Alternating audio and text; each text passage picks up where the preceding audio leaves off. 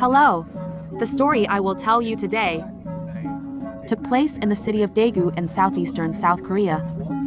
This place is located in a basin area, surrounded by mountain ranges. Daegu is the fourth largest city in South Korea, known as the backbone of the country. In the Dalseo district in the west of the city, there is a mountain called Hwaryong with a height of 299.6 meters. The mountain is named after its shape resembling a lying dragon. On the top of the mountain there is an observatory. From here you can look out and admire the panoramic beauty of Daegu city, because climbing here is not too difficult. So during holidays, many people come here to hike. And then on this mountain, a shocking incident occurred across South Korea. 5 boys went up the mountain together to play, and then vanished without a trace. The case became one of the 3 most mysterious cases in South Korea, known by the name the Frog Boys disappearance case. Next, we will turn back time to March 26, 1991 to learn the details of the case.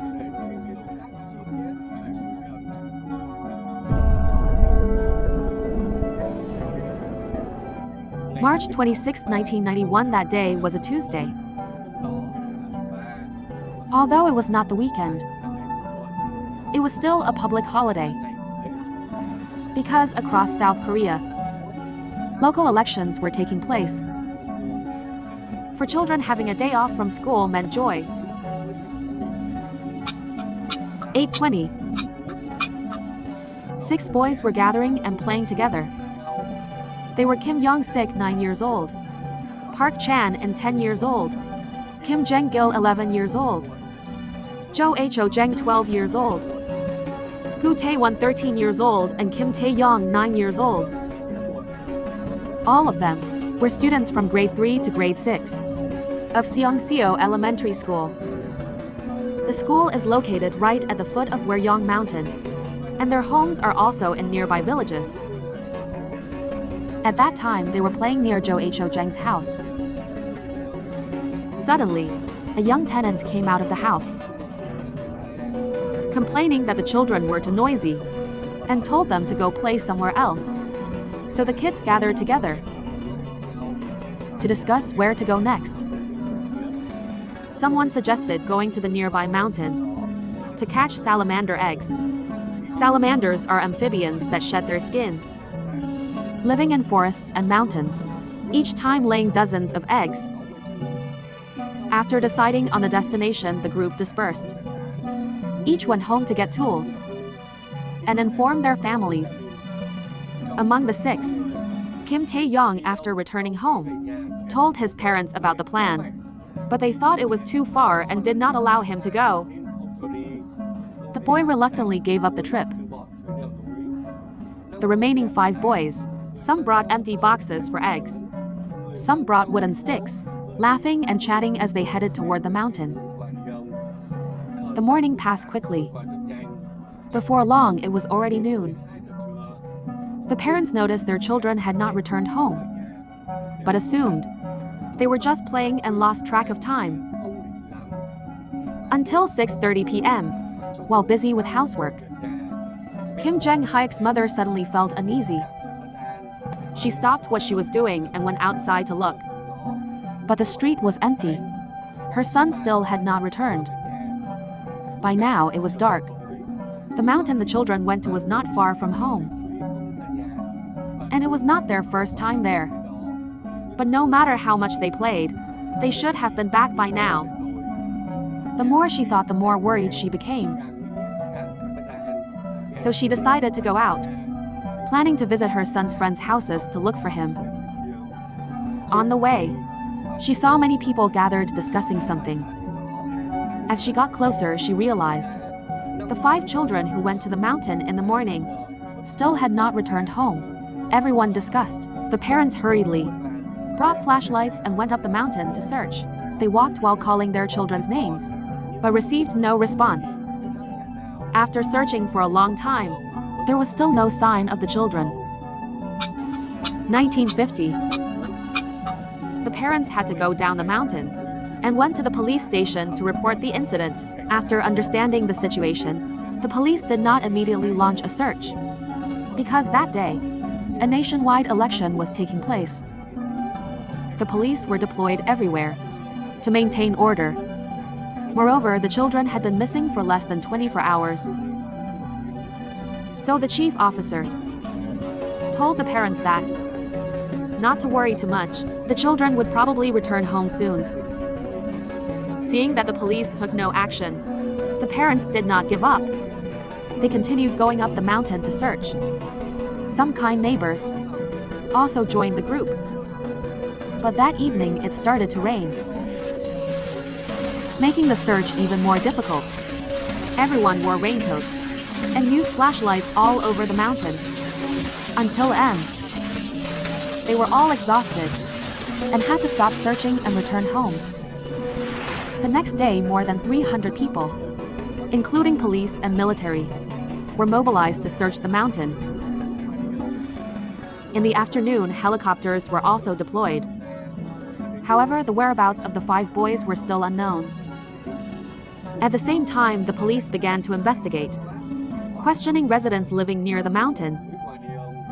From this, they received some information from witnesses.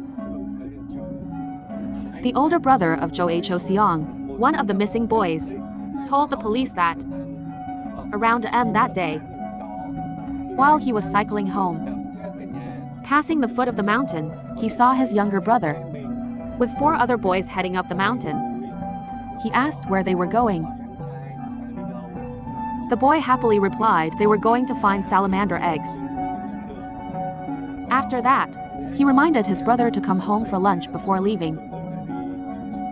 A woman told the police that around 9:30 AM that day, after returning from voting, she saw 5 children carrying boxes and sticks, happily heading toward the mountain.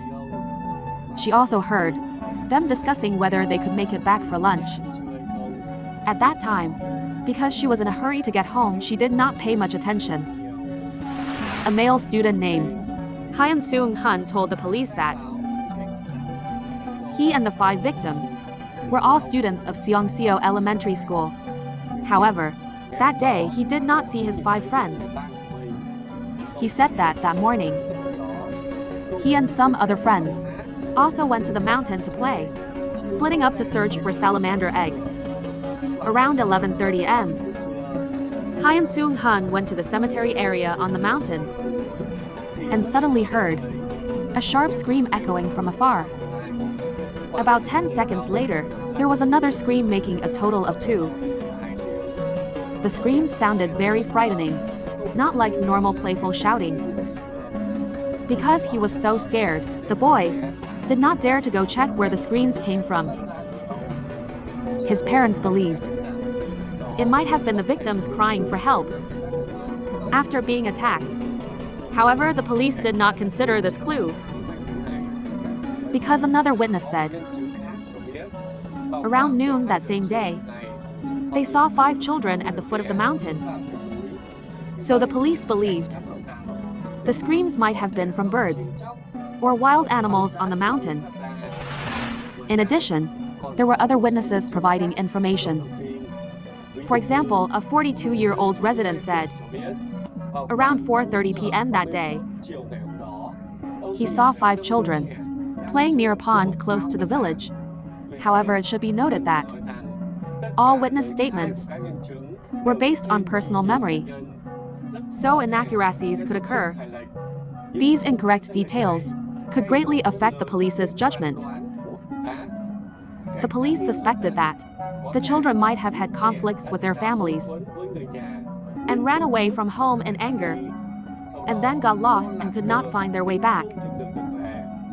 However, the parents all rejected that hypothesis. They affirmed that their families were harmonious. They never scolded or abused their children. The children had no reason to suddenly run away from home. Among the 5 boys, the oldest was Gu Tae, 13 years old. The youngest was Kim Yong-sik, 9 years old. It is very hard to believe that such a group of children would run away from home together. After that, the police shifted their investigation to a known offender theory, suspecting that the victims' families might have had conflicts with someone. However, after investigation, the police determined that the 5 boys' families were all decent people, living peacefully with their neighbors, and had never had conflicts with anyone. Even if there were minor disputes, it would not be enough to lead to such cruelty against innocent children. After that, the police suspected the children had been kidnapped. 3 days after the incident on March 29th, the father and uncle of Kim Yong-sik received calls from a stranger. The voice of the man on the phone sounded around 30 years old. He claimed to be the one who kidnapped the 5 boys and demanded the family bring 4 million won, about 73 million Vietnamese dongs at the current exchange rate, to Weryong Mountain to ransom them. Mr. Kim Do-han, the father of Kim Yong-sik, quickly gathered the money and rushed to the meeting place. He waited for a long time, but no one appeared. After that, the man never called again. After the incident, the young tenant near Jo Ho Jeng's house felt extremely guilty. He blamed himself. If only he had not chased the children away that day, then they might not have gone missing. The police were also criticized by the public for not acting promptly at first, causing the loss of the golden time for searching. Initially, the news about the case only spread within the village and nearby areas. After that, the case of the 5 boys missing was reported by the media, attracting nationwide public attention. At first, the media reported that the 5 boys went to the mountain to catch frogs, so they were called the Frog Boys. However, in reality, they were not catching frogs but looking for salamander eggs. Later, for public convenience, the name Frog Boys continued to be used until today. On April 1st, 6 days after the incident, the parents of the Frog Boys printed 50,000 flyers and distributed them at train stations, bus stations, and other crowded public places in Daegu. They also offered a reward of 2 million won for anyone providing useful information about their children's whereabouts. The situation became more and more serious, reaching the attention of the South Korean president at that time. He was Roh Tae-woo. He paid great attention to the case and ordered the police to use full force to investigate. Under the president's special order, the police and military forces coordinated to search Weryong Mountain and the surrounding areas. Near the mountain, there was a reservoir where a tragic drowning had once occurred. So some people suspected that after going to the mountain, the Frog Boys went to that reservoir to play. To verify this hypothesis, rescue teams drained the reservoir, but still found nothing. As the case drew more public attention, the phone numbers of the Frog Boys' families were leaked. The police installed wiretapping devices on those phone lines. As expected, they received many calls. When answering, they heard children's voices, followed by hang-ups. After verification, the police concluded most of them were prank calls. Of course, it is also possible the real culprit called, but there was no way to identify them. August 1992, the police received a call from a strange man. This person said that the Frog Boys had been buried in the basement of a building in Gyeongsangbuk-do. However, when the police were asking for more details, the man immediately hung up. The building the man described was the only high-rise building with a basement near the boys' homes. The police did not ignore this lead. They immediately went to the building to investigate, but found nothing, and concluded it was another malicious prank. During the search, reporters accompanying the police got into disputes with local residents. The investigation dragged on for months. without any results, leaving the parents of the boys in despair. Although constantly disrupted by false information, the police still did not give up hope. They believed there was still a chance the boys were alive. Perhaps they had been kidnapped or trafficked elsewhere. The reward for finding the boys was also increased to 42 million won. To find their children, the parents of the 5 boys quit their jobs and together bought a truck, traveling around Daegu every day, even going across the entire country to distribute flyers. Some companies also voluntarily helped. They printed the boys' photos on phone cards, cigarette packs, food packaging, and more, and even produced television programs to broadcast missing person appeals, even on a giant hot air balloon. Images of the 5 boys were displayed. By November of that year, the police had received nearly 1,000 calls, but most of them were false leads. By November 1992, a year and a half after the incident, the film Comeback Frog Boy, loosely translated as Return, Frog Boys, was inspired by the Frog Boys case and was released. The case once again shocked all of South Korea, becoming a hot topic, widely discussed by the public. As the case remained unsolved for a long time, many rumors began to appear. Some said the boys had been kidnapped by North Korean spies. Others said the boys had been abducted by people with leprosy for treatment purposes. Although it sounded unreasonable, the police still investigated this direction, but found nothing, and even had conflicts with patients. During the investigation, there were even more absurd rumors. For example, the boys were not human at all. Their sudden disappearance was due to being abducted by aliens. Throughout the prolonged search campaign, about 320,000 people from all walks of life, including the military, participated. 1995. 4 years after the case, the police used computers to recreate portraits of the boys as adults and printed them on flyers. More than 2 million flyers were distributed, but the results were still false reports. In desperation, the police even turned to shamans to help locate the boys' whereabouts. As time passed, the missing case gradually faded into obscurity. The parents of the boys, under life pressure, had to return to their livelihoods.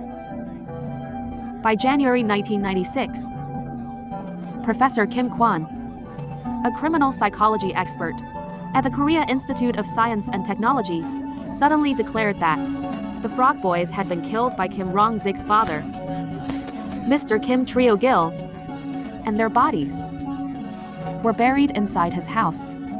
Mr. Kim Trio-gil was extremely furious at this sudden accusation. He insisted that he could never do such a cruel thing to his own child. Korea Advanced Institute of Science and Technology is a leading national research university, ranked among the top 5 universities in South Korea. Considering the reputation of this institute, the police believed Professor Kim. Although deeply hurt and outraged, Mr. Kim was forced to agree to let the police excavate his house to prove his innocence. In January 1996, following Professor Kim's guidance, the police began digging and tearing apart Mr. Kim Trio-hyu's house. A large crowd gathered outside to watch. They wanted to see with their own eyes whether this man was the murderer. The police dug throughout the entire house, from the bathroom and storage to the yard. Reporters were also present to record everything. After 1 hour and 40 minutes, Mr. Kim Trio-gil's house was completely torn apart, but nothing was found. Seeing the empty house, the crowd fell silent. Mr. Kim could no longer hold back his emotions that had built up for so long. He cried out in anger, "Losing my child has caused me immense pain, And now I am struggling just to keep living. Yet, someone accuses me of burying my child in my house. This is absurd. After this incident, Professor Kim was heavily criticized. His baseless theory caused great harm to Mr. Kim Trio-hoo's family. Professor Kim was later dismissed from the institute and prosecuted for defamation. However, he still stubbornly defended his viewpoint and even published a book titled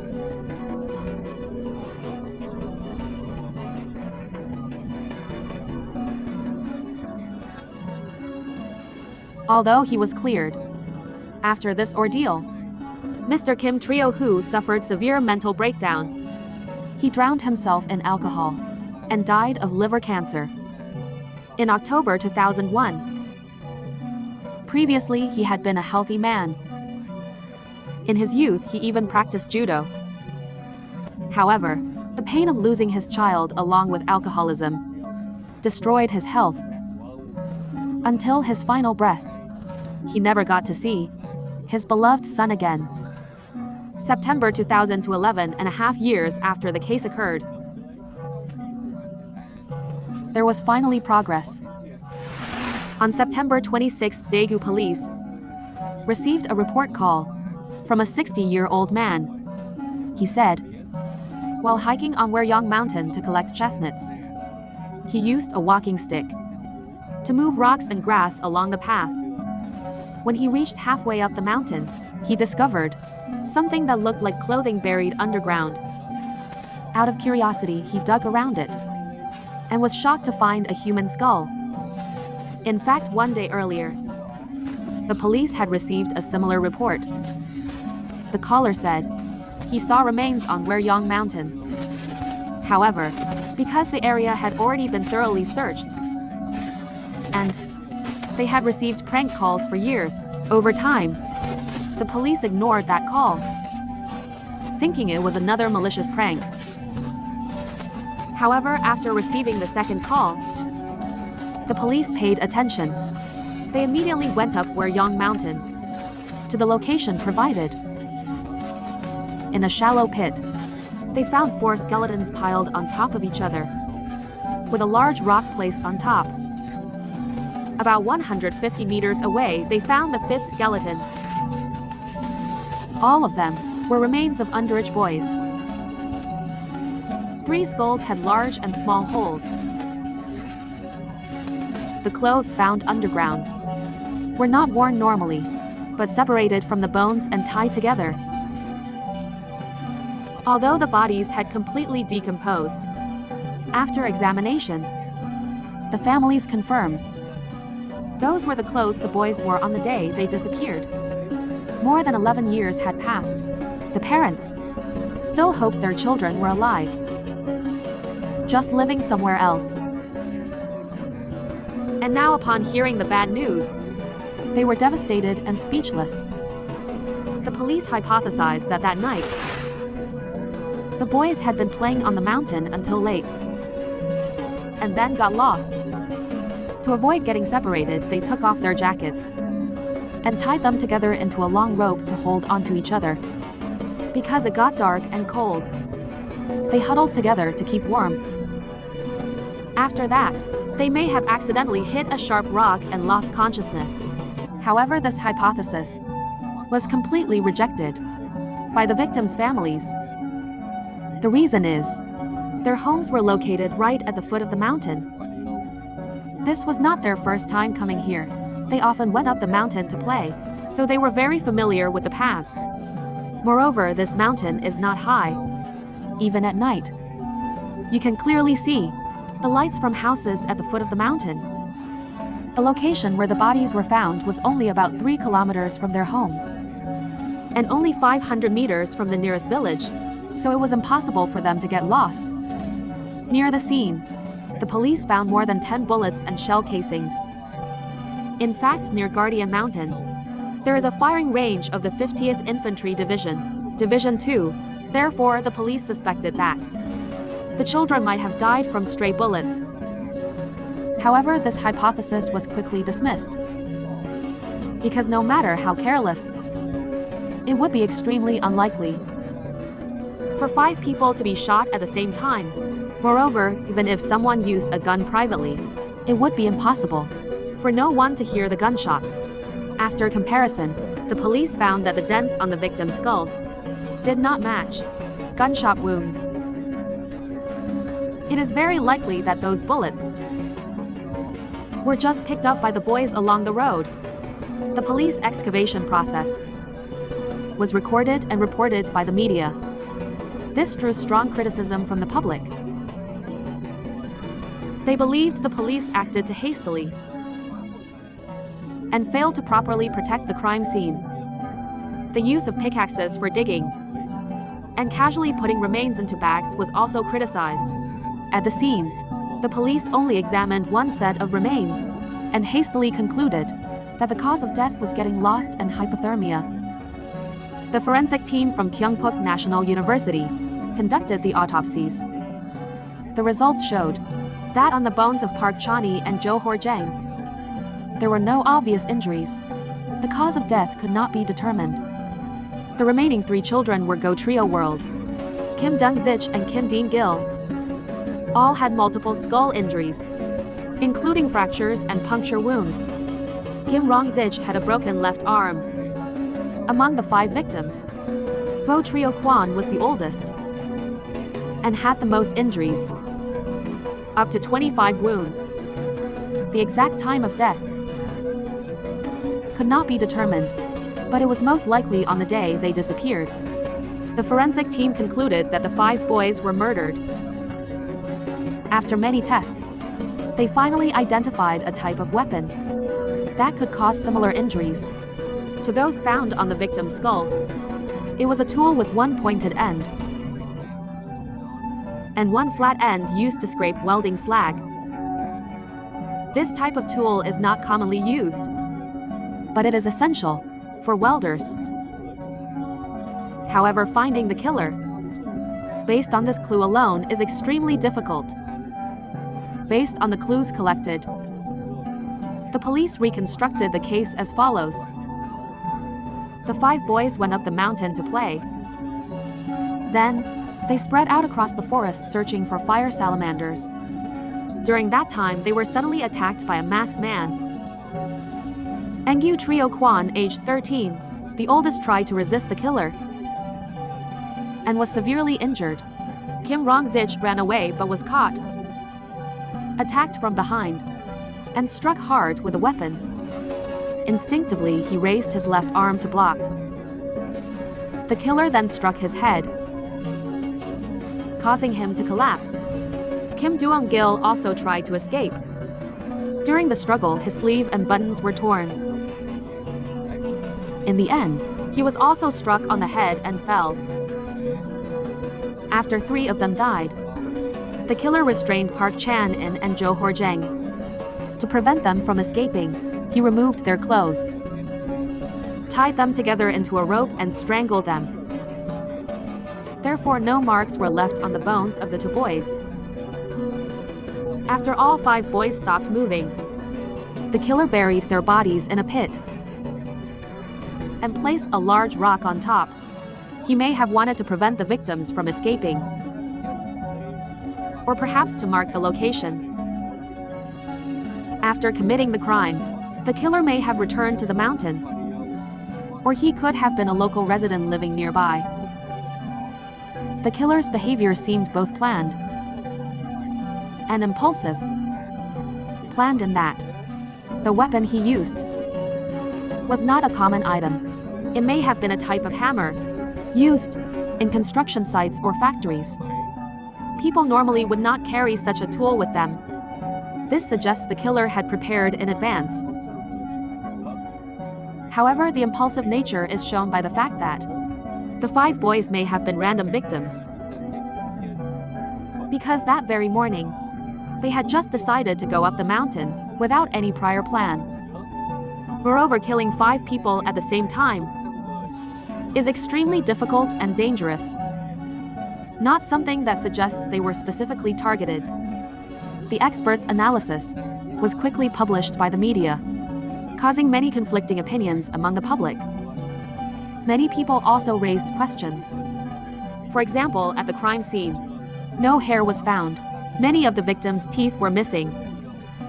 While these are not things that decompose easily, therefore some suspected that the place where the bodies were found was not the original crime scene.